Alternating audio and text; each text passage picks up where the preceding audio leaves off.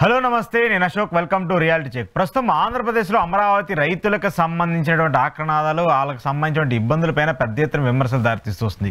కూటమి ప్రభుత్వం అధికారంలోకి వచ్చిన తర్వాత అమరావతి రైతులకి తక్షణమే న్యాయం చేస్తామని చెప్పినటువంటి తర్వాత ఇప్పుడు ఆ రైతులకు సంబంధించిన రిజిస్ట్రేషన్లు కావచ్చు, లేదంటే సిఆర్డీఏ అధికారులకు సంబంధించిన పనితీరు కావచ్చు, ఇవన్నీ కూడా భిన్న విమర్శలకు దారితీస్తుంది. అక్కడ అధికారులు సరిగా పనిచేయట్లేదని చెప్పేసి రైతులందరూ కూడా రోడ్ల మీదకి వచ్చి ధర్నాలు, మళ్ళీ నిరసన చేయాల్సినటువంటి పరిస్థితి కనిపిస్తుంది. వాళ్ళందరూ కూడా ప్రెస్ మీట్లు పెట్టి ప్రభుత్వాన్ని కూడా మాట్లాడి వాళ్ళ మీద విమర్శలు చేసేటువంటి తీరు కూడా కనిపిస్తుంది. అయితే గతంలో అమరావతి కోసము, అమరావతి రైతుల కోసం ఎంతోమంది పోరాటం చేస్తూ వచ్చారు. జగన్మోహన్ రెడ్డి ఓడిపోవడానికి, కూటమి అధికారంలోకి రావడానికి ఒక విధంగా అమరావతి ఉద్యమం అంతా కూడా ఒక దోహదపడుతూ వచ్చింది. కానీ ఇప్పుడు కూటమి అధికారంలోకి వచ్చిన తర్వాత రైతులకు సంబంధించిన ఇబ్బందులు కావచ్చు, రైతులకు సంబంధించిన రిజిస్ట్రేషన్కి సంబంధించిన అంశము మళ్ళీ ఎందుకు పెద్ద ఎత్తున విమర్శలకు దారితీస్తుంది.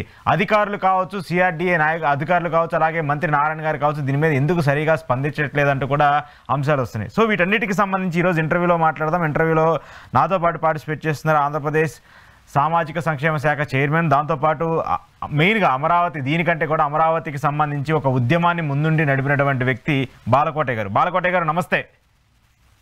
నమస్తే అశోక్ గారు. సార్, ఒక 5 ఏళ్ల పాటు అమరావతి అనేటువంటి ఒక పల్లకిని భుజాన వేసుకొని మీరు మీలాంటి వాళ్ళు చాలామంది మోసుకుంటూ వచ్చారు. సరే, ఆ తర్వాత పెళ్లి జరిగిందా, పెళ్లిలో విజయం సాధించారా, ఏమైందో కానీ ఇప్పుడు మీరందరూ కూడా ఒక ఎడ్జ్కి వచ్చేసారు. కానీ అక్కడ రైతుల పరిస్థితి, అక్కడ ఉన్నటువంటి పరిణామాలు చూస్తున్నప్పుడు ఒక రైతుగా, ఆ ప్రాంతానికి చెందినటువంటి ఒక వ్యక్తిగా, ఒక ఉద్యమకారుడిగా మీరేం చెప్తారు? అశోక్ గారు నమస్కారం. సార్, మీకు ఏహా టీవీ వీక్షకులకు కూడా నమస్కారాలు. సార్, అశోక్ గారు, ఈ సందర్భంగా ముఖ్యమైనవి ఒక 2-3 మాటలు చెప్తా. మొదటి మాట ఏంటంటే, అశోక్ గారు ప్రజా రాజధాని అమరావతిలో రైతులకు సంబంధించి కొన్ని ఇబ్బందులు ఉన్నాయి. రైతులు మాట్లాడుతున్నారు. కూటమి ప్రభుత్వాన్ని నమ్ముకున్న రైతులు కూడా ఇబ్బంది పడుతున్నారు. దీని మీద మాట్లాడదాం బాలకోటయ్య అని అంటే, ఎస్ మాట్లాడదాం సార్ అని వచ్చానే తప్ప నేను ఎక్కడ వెన్ను చూపి పారిపోవటానికి సిద్ధంగానే. రెండోది, మీరు ఇప్పుడు అన్నట్టుగా రాజధాని అమరావతిలో 5 ఏళ్లే కాదు, బాలకోటయ్య అనేవాడు 10 ఏళ్ళు మోస్తాడు, 25 ఏళ్ళు మోస్తాడు. ఆంధ్రప్రదేశ్ కోసం నా రాజధాని అమరావతిని మోస్తూనే ఉంటాం. నేనే మోస్తాను. అమరావతి ఉండాలని కోరుకున్న ఈ రాష్ట్ర ప్రజలందరూ కూడా, ఒక రాజధాని కావాలని కళ్ళగనే వాళ్ళందరూ కూడా అమరావతినే మోస్తారు, అమరావతిని దీవిస్తారు, అమరావతిని రక్షించుకుంటారు. మూడో అంశం, మీరు అడుగుతున్నది, ఏ ప్రభుత్వం అయితే అమరావతి రైతులను చెరలు పెట్టి వాళ్ళ భూములు తీసుకొని ఇబ్బందులు పెట్టిన రైతుల్ని, కూటమి ప్రభుత్వం వస్తే మాకు మంచి జరుగుతుందనుకున్న రైతులు కూటమి ప్రభుత్వం వచ్చిన 18 నెలల తర్వాత కూడా వాళ్ళ భూములకు సంబంధించి, వాళ్ళ ప్లాట్లకు సంబంధించి, వాళ్ళ రిజిస్ట్రేషన్లకు సంబంధించి, వాళ్ళ కౌలుకు సంబంధించి ఇబ్బందులు పడుతున్నారు, మళ్ళీ ఉద్యమం చేస్తామని అంటున్నారు. ఇది మంచి పరిణామం కాదు కదా అన్నది మీ ప్రశ్న. నేను చెప్తున్నాను అశోక్ గారు, ఈ కూటమి ప్రభుత్వం రావటానికి మీరన్నట్టుగా ప్రధానమైన ధాతువు, హేతువు అమరావతి ఉద్యమమే. రాజధాని రైతులు 2 రకాలుగా త్యాగాలు చేశారు. ఒకటి, రాష్ట్రానికి రాజధాని ఉండటానికి భూములిచ్చి ఒక త్యాగం చేశారు. 2, గత 5 ఏళ్ల ప్రభుత్వంలో వైకాపా ఏలుబడిలో అమరావతికి కష్టాలు వస్తే రాజధాని ఇక్కడ ఉండదు అని అంటే, ఆ రాజధానిని కాపాడుకోవడం కోసం ఉద్యమం చేసి త్యాగాలు చేశారు. ఈ 2 అంశాలు కూటమి ప్రభుత్వానికి తెలుసు. ముఖ్యంగా ముఖ్యమంత్రి చంద్రబాబు నాయుడు గారికి తెలుసు. అమరావతి రైతు కంట కన్నీరు వచ్చినా, అమరావతి రైతులు ఇబ్బందులు పడ్డా అది కూటమి ప్రభుత్వం ఇబ్బందులు పడ్డట్టుగానే భావిస్తుంది. బాలకోటయ్య కూడా ఇబ్బంది పడుతున్నట్టుగానే భావిస్తారు తప్ప ఏ ఒక్క అమరావతి రైతు కంట కన్నీరు కారటానికి వీలు లేదు. అసలు విషయం ఏంటంటే అశోక్ గారు, పెద్ద క్రతువు అండి అమరావతి అంటే. అంటే దాదాపు ఒక పెద్ద యజ్ఞం. అంటే 50,000 ఎకరాలండి. అంటే రైతులు ఇచ్చిన 34,348 ఎకరాలు ప్లస్ ప్రభుత్వం దగ్గర ఉన్న భూములు 15,000 ఎకరాలు కలిపి 50,000 ఎకరాల్లో నిర్మాణం చేస్తున్న ఒక బృహత్తరమైన ప్రణాళిక. దీనికి ఒక సిఆర్డీఏ చట్టం, దీనికి సంబంధించి రైతులకు ఇవ్వాల్సిన ప్లాట్లు, ఆ ప్లాట్ల అభివృద్ధి, ఆ ప్లాట్ల రిజిస్ట్రేషన్, ఇది ఒక క్రతువు. తప్పనిసరిగా ఇంత క్రతువు జరుగుతున్నప్పుడు ఇబ్బందికరమైన వాతావరణాలు, కొంతమందికి ఇబ్బందులు వచ్చిన మాట యథార్థమే కాదని నేను అనను. కాబట్టి మీకు మాట చెప్తాను ఈ టీవీ ద్వారా. ఎందుకంటే మీ ఛానల్లో కూడా అమరావతి కష్టాల గురించి, ఇప్పుడు రైతులు పడుతున్న ఇబ్బందుల గురించి చాలా మంది చెప్పారు కాబట్టి మొత్తం రైతులు ఇచ్చిన భూములు 34,348 ఎకరాలండి. రైతుల సంఖ్య 28,821 మంది రైతులు. ఇప్పటికైనా దాదాపు 64,000 రిజిస్ట్రేషన్ ప్లాట్లలో రిజిస్ట్రేషన్లు అయింది దాదాపు 60,000 అండి. అంటే కేవలం 98% పూర్తి చేసుకొని 2% రిజిస్ట్రేషన్ దగ్గర రైతులకు సంబంధించిన ఇబ్బందులు ఉన్నమాట కదా. ఈ ఇబ్బందులు కూడా ఎందుకు వచ్చినాయి అంటే గత ల్యాండ్ పూలింగ్కి కొంతమంది రైతులు భూములు ఇవ్వలేదండి. వాళ్ళు న్యాయస్థానాలకు వెళ్ళారు. కూటమి ప్రభుత్వం కూడా ఆ రోజే చంద్రబాబు నాయుడు గారు భూసేకరణ యాక్ట్ 2013 ప్రయోగిస్తే దాన్ని సవాల్ చేస్తూ కూడా కోర్టులకు వెళ్తే ఆ భూసేకరణ జరగల. కానీ యాజ్ పర్ సిఆర్డిఏ లేఅవుట్ ప్రకారంగా రైతులకి ఏ గ్రామాలలో భూములు ఇచ్చారో ఆయా గ్రామాల పరిధిలోనే లేఅవుట్లు ఇవ్వాలి. ఆ పరిధిలో భూములు ఇవ్వని వాళ్ళకు కూడా లేఅవుట్లు ఇచ్చారు సిఆర్డిఏ అధికారులు. అంటే ఈ రోజు కాకపోయినా రేపైనా భూములు ప్రభుత్వానికి అవుతాయనే ఆలోచన చేత. కానీ గత 5 ఏళ్ల ప్రభుత్వం వచ్చిన తర్వాత ఈ లేఅవుట్లన్నీ కూడా అటు ఇటు మారిపోయినాయి. చాలా జీవోలను రద్దు చేసింది. కొన్ని భూములు అయితే సెంటు పట్టాల కింద మార్చింది. నిరుపేదలకు భూములు ఇస్తామని అంది, కొన్ని భూముల్ని వేలనేస్తామంది. అంటే చాలా ఇబ్బందికరమైన సవరణలో మార్పులు చేసింది. సిఆర్డిఏ సిట్ ఆదేశాలు చేసింది. అసైన్మెంట్ రైతులకి కౌలు రాకుండా చేసింది. అసలు వాళ్ళు భూములు తీసుకోవటం నేరము, అన్యాయక్రాంతమైందని చాలా చాలా అంశాలు ఇస్తే ఇవన్నీ కూడా పరిశీలించే పరిస్థితిలో సిఆర్డిఏ అధికారులు ఉన్నారు. ఆ క్రమంలో ఆలస్యం అవుతుందో తప్ప రైతు నోరు కొట్టాలనో రైతులు ఇచ్చిన భూమికి అన్యాయం చేయాలనే ఉద్దేశం చంద్రబాబు నాయుడు గారికి లేదు. దానికి మరో ఉదాహరణ ఏంటంటే మొన్న రీసెంట్లీ సిఆర్డిఏ కార్యాలయం ఆవిర్భావంలో సాక్షాత్తు ముఖ్యమంత్రి గారే 3 కమిటీ చేశాడు. కేంద్ర మంత్రి పెమ్మసాని చంద్రశేఖర్ గారు, నారాయణ గారు స్థానిక ఎమ్మెల్యేతో వేశాడు. పెమ్మసాని ఎందుకు నియమించాడు అంటే పెమ్మసాని అయితే కాస్త విజ్ఞానం గల్లవాడు, కాస్త చర్యలు త్వరితంగా తీసుకుంటాడని రాష్ట్రానికి సంబంధించిన మంత్రులు లేకపోయినా కూడా ఆయన్నే ప్రధానం చేసుకొని కమిటీని వేశాడు. ఎందుకంటే పరిష్కరించగలడు అని. నిన్న కూడా పెమ్మసాని గారు చెప్పారు పాత్రికేయ సమావేశం పెట్టి, సమస్యలు ఉన్నమాట యథార్థమే కాదు అని నేను అనను, 6 మాసాల్లో పూర్తి చేస్తామని చెప్పారు. ఇంకో మాట కూడా ఏంటంటే ఇప్పుడు రాజధాని అమరావతిలో మాట్లాడుతున్న యుగంధర గారు కానీ, వరలక్ష్మి గారు కానీ, భారతీయ జనతా పార్టీ నాయకులు కానీ, ఇతర అంతమంది రైతులు నాకు తెలిసిన వాళ్ళే, నేను మాట్లాడుతున్న వాళ్ళనే, నాకు ఆ సమస్యలు చెప్తున్న వాళ్ళే. సమస్యలు అసలు పూర్తిగా లేవు అశోక్ గారు, అంతా బాగానే ఉంది అనే మాట అయితే నేనైతే అనదలుచుకోలేదు. సమస్యలు ఉంటాయి. పైపచ్చి ఈ కార్యాచరణ జరుగుతున్నప్పుడు, అమరావతిలో రహదారులు వేస్తున్నప్పుడు కానీ, లేదా నిర్మాణాలు చేస్తున్నప్పుడు కానీ మళ్ళీ కొత్త సమస్యలు కూడా వస్తాయి. ఎందుకంటే మొత్తం 29 గ్రామాలు, ఆ గ్రామాల పరిధిలో కొన్ని రహదారులు తీసుకోవాలి ప్రభుత్వం, కొన్ని పనులు విస్తరణ మార్గం చేయాలి. ఆ విస్తరణలో కొన్ని ఇళ్లు పోయే అవకాశం ఉంటుంది, వాళ్ళకి నష్టపరిహారం ఇవ్వాలి. ఇదంతా కూడా ఒక పెద్ద క్రతువు అండి. ఇదంతా కూడా రైతులు, అధికారులు, ప్రభుత్వము ఆలోచించి చెయ్యాలి. కాబట్టి మీరనే మాటకు ఒక మాటగా అంగీకరిస్తాను నేను. సిఆర్డిఏ అధికారుల నుంచి రైతులకి ఒక కనీస గౌరవము, ఓ కనీసమైన మర్యాద, కనీసమైన పలకరింపు కూడా లేదు అంటున్న మాటలో నేను కూడా విన్నాను. అవి మాత్రం సరైనవి కావు. అంటే మీరు చెప్పిన పాయింట్లు 100% నేను యాక్సెప్ట్ చేస్తాను. ఎందుకంటే చంద్రబాబు నాయుడు గారు కావచ్చు, లేదంటే దానికి సంబంధించి ఆయన ఎప్పటికప్పుడు పై లెవెల్లో, క్రీమ్ లెవెల్లో ఆయన మొత్తం మోడిఫికేషన్ చేసుకుంటున్నాడు. రైతులను ఎప్పుడు ఇబ్బంది పెట్టద్దు, వాళ్ళకి ఏమేమి మనం ప్రొవైడ్ చేయాలి అవన్నీ ప్రొవైడ్ చేయమని చెప్పేసి చెప్తున్నా కూడా కింద లెవెల్లో అధికారులు ఎందుకు చేయలేకపోతున్నారు? వాళ్ళంతా కూడా సిఆర్డిఏ కార్యాలయంలో ఒక అవినీతిమయంగా మారిపోయింది. మా ఫ్లాట్లు మాకు రిజిస్ట్రేషన్ చేయాలంటే డబ్బులు అడుగుతున్నారో, లేదంటే ఇంకోటి అడుగుతున్నారో, లేదంటే అసలు ఉన్న ఫ్లాట్లను వేరే దాటికి ఎలకేట్ చేయమంటే ఆల్రెడీ అవి అయిపోయినాయి, ఎలకేషన్కి అయిపోయినాయి, మళ్ళీ కొత్తగా భూములు తీసుకొని మేము ఎలకేట్ చేస్తామని చెప్పేసి ఇలా చెప్తున్నారని చెప్పేసి రైతులు మాట్లాడుతున్నారు. అంటే చంద్రబాబు నాయుడు గారి నుంచి ఇనిషియేషన్ ఉంటే సరిపోదు కదా, కింద వాళ్ళు కూడా ఇనిషియేషన్ తీసుకొని దాన్ని ముందుకు తీసుకెళ్లాలి కదా. అశోక్ గారు, సార్ ప్లాట్లు ఇవ్వటానికి డబ్బులు అడుగుతున్నారన్న మాట అయితే పూర్తిగా సత్యదూరం అండి, అవాస్తవం అండి. డబ్బులు అడిగే దమ్ము ఉన్న అధికారి గాని, డబ్బులు అడిగే నీతి బాహ్యమైన అధికారి గాని సిఆర్డిఏ లేడండి. కాకపోతే పనులను సత్వర వేగంగా చేయలేకపోతున్నారు. రైతులకి దగ్గరగా తీసుకొని వాళ్ళని కాస్త ప్రసన్నం చేసుకోలేకపోతున్నారు, నచ్చ చెప్పలేకపోతున్నారంటే దానికి యాక్సెప్ట్ అవుతాం తప్ప రైతుల దగ్గర ఏదో దోపిడీ చేద్దామనే ఆలోచన అటు ప్రభుత్వానికి లేదు, ఎమ్మెల్యేలకు లేదు, నారాయణ గారి మంత్రిత్వ శాఖలో నడుస్తున్నది. ఆ పని అయితే ఎవరో చెయ్యరండి. కాకపోతే కాలాతీతం అవుతున్న మాట యథార్థం. మేము కూడా అడుగుతున్నాం సార్, మీ గతంలో చంద్రబాబు నాయుడు గారి దగ్గరికి ఎప్పుడు వెళ్ళినా కూడా ఈ రైతులకు సంబంధించిన ఈ ఇబ్బందుల్ని, ఎందుకంటే అశోక్ గారు పరిశ్రమలు పెట్టడం గాని, రహదారుల నిర్మాణం గాని, పెట్టుబడులు తీసుకురావటం గాని ఒక నిర్విరామమైన ప్రక్రియ.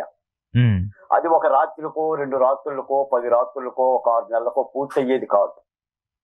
ఇంకా నిజంగా చెప్పాలంటే ఈ ప్రభుత్వం చెయ్యాలి, రేపు వచ్చే ప్రభుత్వం కూడా చెయ్యాలి, ఆ తర్వాత వచ్చే ప్రభుత్వం కూడా చెయ్యాలి. అంటే అభివృద్ధి నమూనా అలా ఉంటుంది. కానీ ఈ రైతుల సమస్యలు మాత్రం యుద్ధ ప్రాతిపదికన పరిష్కరించాలి. అంతకాలం తీసుకోవాల్సినంత అవసరం లేదు. ఎందుకంటే ఇప్పటికీ అమరావతి ఏర్పడి 10 ఏళ్ళు అయ్యిందండి. అవును, రైతులు భూములు ఇచ్చేసి 8 సంవత్సరాలు దాటిపోయింది. రైతులను కూర్చోబెట్టి వాళ్ళు కోరుకున్న దానికి అనుగుణంగా ఒక ఎంత మేలు జరిగే విధంగానే ఎక్కడెక్కడే వచ్చో ఏంటంటే అంటే ప్రధానంగా ఉన్న సమస్య ఏంటంటే ఒక 10-15 మంది రైతులు ఉన్నారండి, పెద్ద రైతులు. ఇప్పుడు మన మందడంలో యుగంధర్ అని ఒక రైతు ఉన్నాడు, 25 ఎకరాలు ఇచ్చిన రైతు. అవును అవును, నేను కూడా మాట్లాడా. తర్వాత వరలక్ష్మి గారు అని చెప్పేసి అని మరో మహిళా రైతు ఉన్నారు, వాళ్ళ బంధువర్గం కూడా ఎవరో ఉన్నారు. అంటే వీళ్ళ సమస్యలు మాత్రం సత్వరం పరిష్కరించాలి. ఇక్కడ ఏంటంటే అధికారుల మధ్య రైతుల మధ్య కూడా కొంత సయోధ్యత ఏదో కొంత చెడినట్టుంది. అధికారులు రిసీవ్ చేసుకోవడంలో ముఖ్యంగా కన్నబాబు గారు, సిఆర్డిఏ అధికారిగా ఉన్నది కన్నబాబు గారు. ఆ కన్నబాబు గారి మీదే ఈ రోజున రాజధానిలో చాలా మంది రైతులు ఇరిగేషన్ చేస్తున్నారు. మొన్న మంత్రి గారి దృష్టికి కూడా తీసుకెళ్లారు అది. కానీ ఇదేదో కక్షపూరితంగా కన్నబాబు గారు కానీ లేదా ఇతర అధికారులు కానీ రైతుల మీద అయితే చేసే పరిస్థితి ఏం లేదండి. సిఆర్డిఏ నామ్స్ ప్రకారంగా వీలైన మేరకు సత్వరంగా చేస్తారు. పైపెచ్చిందంటే అసలు చంద్రబాబు నాయుడు గారే రైతుల పక్షాన ఉన్నాడు. ఇంకోటి ఏంటంటే అశోక్ గారు, ప్రతి సందర్భంలో కూడా అమరావతిని కానీ అమరావతి రైతులను కానీ వాళ్ళు చేసిన పోరాట స్ఫూర్తిని కానీ స్పృశించకుండా స్తుతించకుండా దాన్ని పునరుద్ఘాటించుకోకుండా చంద్రబాబు నాయుడు గారు ఉండరు కదా. ఇప్పుడు చాలా మంది చెప్తారు, ఇప్పుడు వాళ్ళు రైతులే చెప్తున్నారు మేము ప్రభుత్వానికి వ్యతిరేకం కాదు, చంద్రబాబు నాయుడు గారికి అసలు వ్యతిరేకమే కాదు, కానీ మాకు సమస్యలు ఉన్నాయి, ఆ సమస్యను పరిష్కరించండి. ఆ దిశగానే ప్రభుత్వం కూడా ఆలోచించాలి. నాలాంటి వాళ్ళు కూడా బాధ్యత పడి పని చేయాలి. ఎందుకంటే మీరు అడుగుతున్నారు కాబట్టి ఏదో ఉందని చెప్పేసి నాలాంటి సమాధానం చెప్పడానికి కూడా సిద్ధంగా అవ్వకుండా పారిపోవటం కూడా భావ్యం కాదు, కరెక్ట్ కాదు. అసలు మీరే మెయిన్ రెస్పాన్సిబుల్ పర్సన్స్. మీరందరూ వాళ్ళందరినీ ముందుంచి వాళ్ళందరినీ కలిపి నడిపినటువంటి వ్యక్తులు కదా మీరంతా. కాబట్టి నాడు ఎలా బాధ్యత పడ్డామో నేడు అలాగనే బాధ్యత పడతాం. ఒకవేళ ఆ సందర్భము ఆ అవకాశం కనుక వస్తే రైతుల పక్షాన బాబు గారి దగ్గరికి తీసుకెళ్ళడానికి నేను సిద్ధమే. ఎందుకంటే అది ఎవరైనా సరే రైతుకు న్యాయం జరగాలన్న మాట యథార్థం అండి. ఎందుకంటే వాళ్ళు ఉచితంగా ఇచ్చిన భూములు. ఎందుకంటే పైపెచ్చు అశోక్ గారు వాళ్ళు పడ్డ నిందలో, వాళ్ళు అనుభవించిన చెరలో చాలా అవి చెప్పనలవి కానివి, ఈ రాష్ట్ర ప్రజలకు చెప్పనలవి కానివి. గత వైసీపీ ప్రభుత్వంలో కూడా ఒక ఉత్తేజపూరితమైన పోరాటం చేసి ఆనాడున్న పరిస్థితుల్లో ఇప్పుడున్న కూటమి పార్టీలో 3 పార్టీలకు కూడా రాజధాని అమరావతి ఉద్యమం ఒక దిక్సూచిలా పనిచేసింది. అవును, ఒక నావలాగా పనిచేసింది, ఒక చుక్కానిలాగా పనిచేసింది.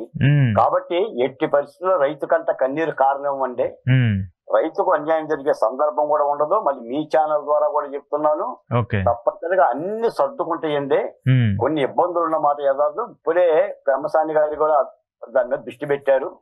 తప్పనిసరిగా అనుకున్న ప్రకారంగా సత్వరంగానే రైతులకు సంబంధించిన అన్ని సమస్యలను కూడా పరిష్కార దిశగా వెళ్తాయని చెప్పేసి అని తప్పనిసరిగా ప్రభుత్వం తరఫున నా బోర్డు చైర్మన్ గా ఉద్యమకారుడిగా బాలకోటయ్య కూడా మాటిస్తున్నాడు. రేపైనా మీరు నన్ను అడగొచ్చు, బాలకోటయ్య ఎంతవరకు వచ్చింది సమస్య అని. దానికి సమాధానం చెప్పడానికి కూడా నేను ఉన్నాను. జస్ట్ ఇప్పుడు మీరు ఫోన్ చేసిన తర్వాత మీ డిబేట్ కి రావడానికి ముందే నేను పువ్వాల సుధాకర్ తో మాట్లాడాను, యుగంధర్ గారితో మాట్లాడాను, రైతు నాయకులతో మాట్లాడి వాళ్ళ దగ్గర నుంచి కూడా ఫీడ్బ్యాక్ తీసుకున్నాను.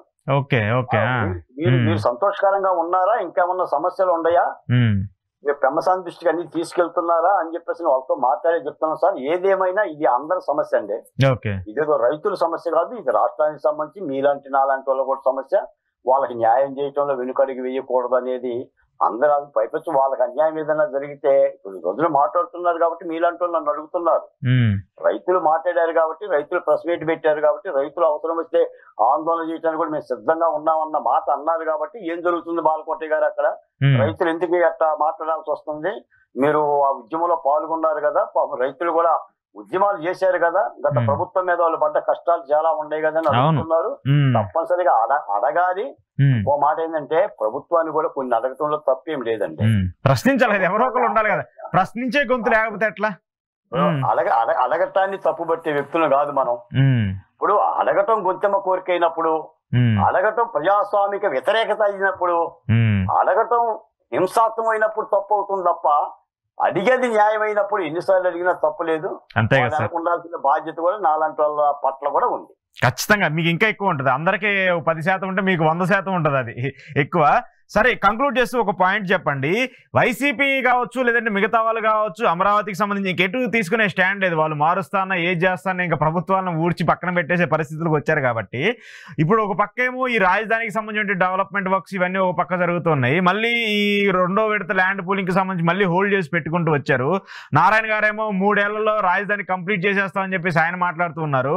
సో మీకేమన్నా కనిపిస్తుందా ఆ పరిస్థితి కావచ్చు, ఆ ప్రాంతానికి సంబంధించిన అభివృద్ధి 3 ఏళ్లలో గవర్నమెంట్ టైం పీరియడ్ పెట్టుకుంది, ఈ 3 ఏళ్లలో కనీసం ఇన్ఫ్రాస్ట్రక్చర్ అన్నా డెవలప్ అయ్యే అవకాశం ఏమైనా కనిపిస్తుందా అక్కడ అమరావతికి సంబంధించి? అశోక్ గారు, విభజన తర్వాత ఆంధ్రప్రదేశ్ కు వచ్చిన వరాలు రెండు సార్. ఒకటి నూతన రాజధాని, 2 పోలవరం. ఈ 2 అంశాలు గత 5 ఏళ్ల ప్రభుత్వం పట్టించుకోకపోవటం మూలానే వివాదాస్పదమై ప్రశ్నార్థకం అయ్యాయి.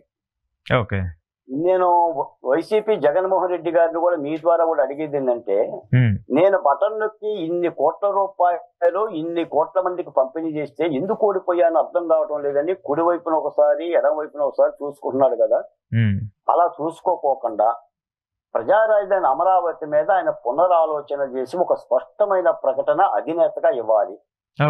ఆంధ్ర రాజధాని అమరావతి, అమరావతి నుంచే పాలన జరుగుతుంది, అమరావతి నుంచే పరిపాలన జరుగుతుంది, అభివృద్ధిని వికేంద్రీకరిస్తాము, పరిపాలన కేంద్రీకృతంగా ఉంటుందనే మాట ఆయన నుంచి వస్తే రాష్ట్ర ప్రజలకు కూడా మంచిది. ఎందుకు సజ్జలు ఇచ్చాడుగా, సజ్జల మొన్న ఏదో ఒక ప్రకటనలో చేశాడుగా, నేను అమరావతి నుంచే మేము పాలిస్తాం అది అని చెప్పేసి సజ్జల రామకృష్ణారెడ్డి అన్నాడుగా.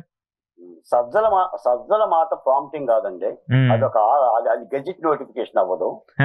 జగన్మోహన్ రెడ్డి గారే మాట్లాడాలి. ఎందుకంటే జగన్మోహన్ రెడ్డి గారికి కూడా గతంలో అమరావతి ఇక్కడే ఉంటుందన్న వ్యక్తే తర్వాత ఆయన తీరు మార్చుకొని 3 రాజధానులు పెట్టుకున్నారు. కాబట్టి పైపెచ్చి ఆయన ఓటమికి అమరావతి ఉద్యమం ప్రధానమైన కారణం.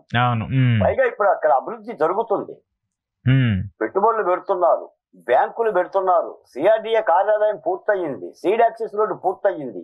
కాబట్టి జరుగుతున్న అభివృద్ధిని అర్థం చేసుకొని అమరావతినే వైసీపీ కూడా రాజధానిగా ఆమోదిస్తుందనే మాట జగన్మోహన్ రెడ్డి గారు చెబితే రాష్ట్రానికి మంచిది. ఇక్కడ రాజకీయాలు కాదు. మేము మొట్టమొదటి అశోక్ గారు మీకు తెలుసో లేదు, అమరావతి అంటే రాజకీయాలు కాదు, అమరావతి అంటే చంద్రబాబు నాయుడు గారు కాదు, అమరావతి అంటే జగన్మోహన్ రెడ్డి గారు కాదు, అమరావతి అంటే ఆంధ్రప్రదేశ్, అమరావతి ఆంధ్రప్రదేశ్ లో ఉన్న 5.5 కోట్ల మంది ప్రజలు అని చెప్తున్న కంఠాలం మేము. అది అభివృద్ధి నమూనాగానే చూడాలి తప్ప రాజకీయాలతో పోల్చి చూడకూడదు. ఆ విధమైన నిర్ణయం ఆయన తీసుకుంటే మంచిదండి. రెండో మాట ఒక్క ఏడాదిన్నరలో అమరావతిని మీరు ఊహించని స్థితిలో దాని వికాసం మీకు అర్థమవుతుందండి. ఎందుకంటే ఇప్పుడే పనులు మొదలైనవి. మీకు భాగ్యనగరంలో కూడా మీరు హైటెక్ సిటీకి వెళ్ళినప్పుడు వెళ్తే గానీ అర్థమవుతుంది. అలాగే ఇప్పుడే పనులు మొదలైనవి. ఆ పనులు మొత్తం కూడా కొంత ల్యాండ్ అవ్వగానే దాని వికసిత అమరావతి అనేది అర్థమవుతుంది. కూటమి ప్రభుత్వం మాత్రం పూర్తిగా అప్పు చేసినా, సొప్పు చేసినా, నిధులు తెచ్చుకున్నా అక్కడ పనుల్ని శరవేగంగా చేయాలనే ఉద్దేశంతో ఉంది. కానీ ఈ సందర్భంగా అశోక్ గారు ఒక మాట ఏంటంటే, రాజధాని పూర్తయిపోయిందండి, రాజధాని అమరావతి ఉంది, అమరావతిలో అభివృద్ధి పనులు జరుగుతున్నాయి. అవునా? అమరావతి నిర్మాణం జరగడం వల్ల అభివృద్ధి పనులు జరుగుతున్నాయి. అమరావతి పరిపాలనకు ఉంది, అమరావతిలో అసెంబ్లీ ఉంది, సచివాలయం ఉంది, హైకోర్టు ఉంది, ప్రధాన ప్రభుత్వ అంగాల కార్యాలయాలు ఉన్నాయి. పరిపాలనకి ఈ విధంగా కావాల్సింది. ఇక జరగాల్సిందంటే అమరావతి అభివృద్ధి. అభివృద్ధి జరగాలంటే పెట్టుబడులు రావాలి, బ్యాంకులు రావాలి, సీడ్ యాక్సిస్ రోడ్డు రావాలి, వగైరా వగైరా వగైరా అభివృద్ధి నిర్మాణ పనులు రావాలి. ఇప్పుడు అభివృద్ధి జరుగుతుంది. చాలా మంది ఏమంటున్నారంటే ఇంకా అమరావతి పూర్తిగా లేదు, ఈ 3 ఏళ్ళ పూర్తవుతుందా, ఇంకా 4 ఏళ్ళు పడుతుందా, 5 ఏళ్ళు సరిపోతాయని అంటున్నారు. కాదండి, అమరావతి కంప్లీటెడ్. జగన్మోహన్ రెడ్డి గారి పరిపాలన చేసింది కూడా అమరావతి నుంచే. ఆయన సచివాలయం ఎక్కడికి వెళ్ళలేదండి, అమరావతి. ఆయన అదే చెప్పాడుగా, నేను అమరావతి నుంచే పరిపాలన చేస్తున్నా అన్నాడు కదా. అక్కడి నుంచే చేశాడు, అక్కడి నుంచే చేశారు. కాబట్టి అమరావతి ఉంది, రాజధాని ఉంది, పరిపాలన సంబంధించిన అన్ని అవయవాలు ఉన్నాయి. కాబట్టి అభివృద్ధికి సంబంధించిన అంగాలు, వాటి నిర్మాణాలు జరగాలి. ఇప్పుడు ఆ క్రతువే జరుగుతుంది. దాదాపు 34,000 కోట్ల రూపాయలకి టెండర్లు ఇచ్చారు. యుద్ధ ప్రాతిపదికన పనులు జరుగుతున్నాయి. దాదాపు నాకు తెలిసి ఒక 25,000 మంది కార్మికులు అమరావతిలో పనిచేస్తున్నారు. ఆయా రాష్ట్రాలకు సంబంధించి భవన నిర్మాణ కార్మికులు గాని, లేదా ఎలక్ట్రికల్ వర్కర్స్ గాని, సీలింగ్ వర్కర్స్ గాని, పైప్ లైన్లు గాని పెద్ద ఎత్తున దాని రూపం మారుతుందండి. ఏదేమైనా ఒక మాట చెప్తాను సార్ మీ ఛానల్ ద్వారా, అమరావతిని రాజకీయాల చిత్రపటం నుంచి పక్కన పెట్టేసి ఒక అభివృద్ధి కోణంలో ఆలోచించుకొని 3 ప్రాంతాల ప్రజలు కలిసిమెలిసిగా దాన్ని జీవిస్తే, భాగ్యనగరాన్ని గనక ఎలా అయితే 30 జిల్లాల వాసులు, తెలంగాణ జిల్లా వాసులు జీవించినట్టుగా వీళ్ళు కూడా 3 ప్రాంతాల ప్రజలు, ఉమ్మడి 13 జిల్లాల ప్రజలు జీవిస్తే దాని క్షేమం అందే. ఇప్పటికీ కూడా అమరావతిని వివాదాస్పదం చేసే వాళ్ళకి చెప్తున్నాను, అలాంటి క్రతువు సరైనది కాదు. దాని అమరావతి మీద నిందలేసినంత మాత్రాన వచ్చే లబ్ధి ఏమీ ఉండదు. ఇంకేదైనా నష్టమే జరుగుతుందో తప్ప లాభం అయితే జరగదు. కాబట్టి రాజకీయాలు చేయొచ్చు.